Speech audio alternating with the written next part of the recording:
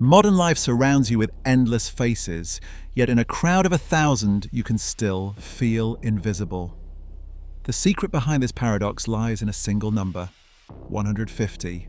That's Robin Dunbar's discovery, the biological limit on how many meaningful relationships your brain can handle at once. It's why hunter-gatherer tribes, medieval villages, even company teams max out at almost exactly this number, and why your mind starts to fracture when forced to juggle hundreds of acquaintances on social media or walk anonymously through city streets. The 150-person rule doesn't just explain why you feel lonely in a crowd, it reveals a hidden design to your social world, and the consequence is an epidemic of isolation that connection alone can't fix.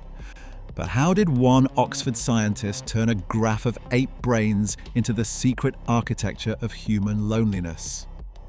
Robin Dunbar, an evolutionary psychologist at Oxford, wasn't looking for a magic number when he started plotting primate brains against group sizes. He noticed a pattern hiding in the data. Species with bigger neocortex ratios always gathered in larger, more complex social groups.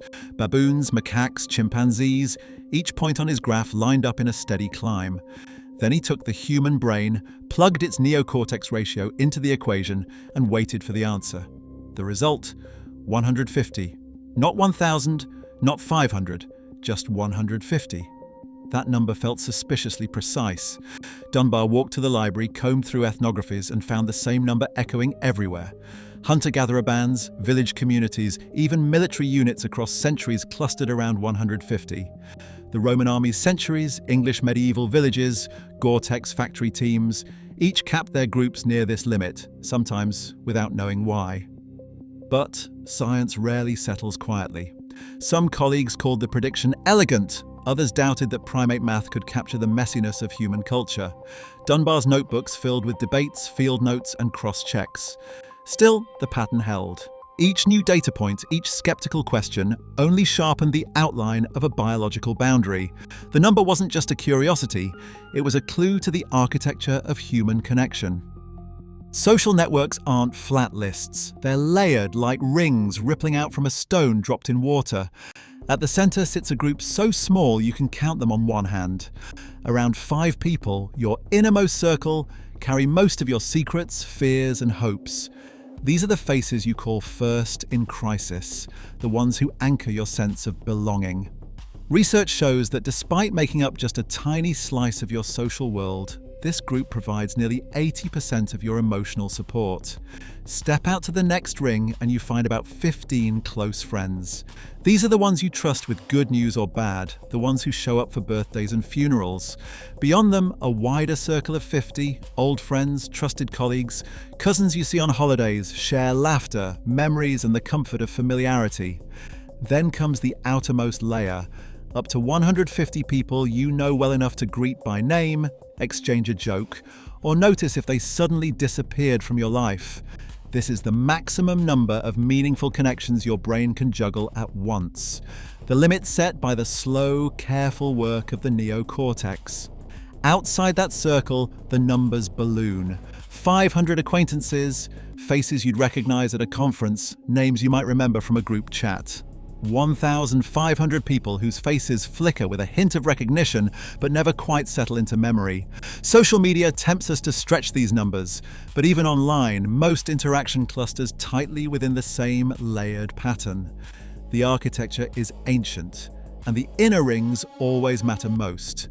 Every extra connection comes at a cost. There's only so much space in the circle, and only so much energy to go around. Modern life doesn't just test the limits of the social brain, it stretches them until they snap. Step into a corporate headquarters or a sprawling university campus, and the numbers are staggering. Open-plan offices seat hundreds, email lists run to the thousands, and onboarding manuals urge employees to network with colleagues they'll never meet twice.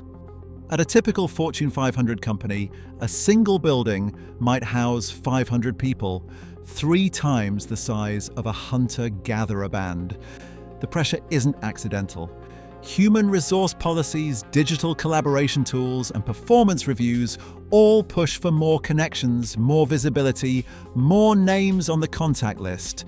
But every new handshake means less time and attention for the people who matter most.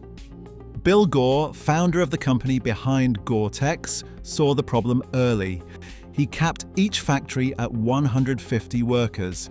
If a unit grew larger, he built a new building rather than risk the team dissolving into cliques and strangers.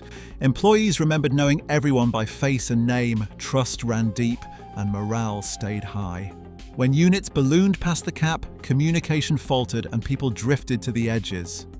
Gore's rule wasn't about nostalgia, it was hard-won experience, later echoed by field studies and organizational research. Universities and tech firms now count tens of thousands of students or staff. The result?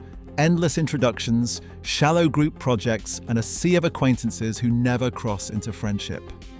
The modern environment keeps inflating the outer rings of our networks, leaving the inner circles starved for attention. The overload isn't a personal failing, it's the outcome of systems built to ignore the boundaries written into our brains. Inside the brain, the social world takes up real space. The amygdala, a cluster of neurons deep in the temporal lobe, acts as a gatekeeper, tracking the faces, histories, and intentions of those closest to us. MRI scans show that people with larger, more active amygdalas tend to manage bigger circles of genuine friends, but even the most socially gifted hit a ceiling. The default mode network, a set of brain regions humming in the background, helps us picture what others think and feel. This network lights up when we juggle the shifting alliances, loyalties, and emotional needs of our group. Push beyond its limits, try tracking hundreds of shallow ties, and the system jams. Signals cross, details blur, and relationships slip through the cracks.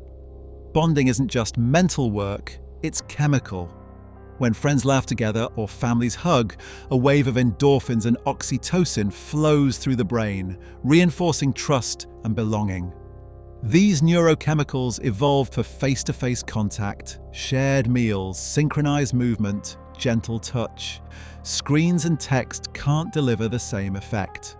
During the pandemic, as offices and classrooms shifted to virtual meetings, loneliness rates surged. People reported more hours spent connected than ever, yet the ache of isolation grew sharper. The brain's social machinery, built for warmth and presence, found itself running empty. These reactions aren't personal quirks, they're biological pushback. When the social brain is overloaded or starved of real connection, it sends out distress signals, fatigue, emptiness, a craving for someone who truly knows you. The science is clear, loneliness isn't a failure of effort or character, but a warning light from deep inside the neural circuitry of belonging. Start with a blank sheet. List the 5 people you turn to first, those whose absence would leave a hole in your life. Next, count the faces who know your stories, who show up when it matters, maybe 15 in total. Now scan for the circle of 50. Friends who remember your birthday, who'd notice if you vanished from their feeds. Finally, tally up to 150. Colleagues, distant cousins, neighbors you greet by name. Ask yourself, where does your time go? Who gets your energy, your laughter, your late-night texts? Which layers feel thin and which overflow with names but little warmth? This isn't about cutting ties or keeping score, it's a map, a way to see where connection thrives and where it quietly withers. Social energy is a limited resource, not a bottomless well. Practitioners sometimes suggest a simple rule of thumb. Spend about 40% of your attention on your 5 closest people, 30% on your next 15, 20% on your 50 good friends, and just 10% on the rest of your meaningful contacts. This isn't a hard scientific law, it's a practical guide, a way to protect your inner circle from being squeezed out by obligation and noise. When the outer rings swell with names and faces, it's easy to lose track of who really matters. A single step, Unfollowing a distant acquaintance, declining a group invitation, or letting a faded connection drift away can reclaim space for the bonds that nourish you. There's no prize for collecting the largest network. Permission granted, invest where it counts and let the rest go guilt-free. Robin Dunbar's original calculation, based on human neocortex size, predicted a social group limit of 150, a number confirmed by hunter-gatherer data and echoed in military and workplace organization documents. Decades of research have mapped this limit into layers, with just 5 people supplying most emotional support. Modern systems, from universities with 20,000 students to social media networks exceeding 1,000 contacts, routinely demand more connections than our brains can sustain.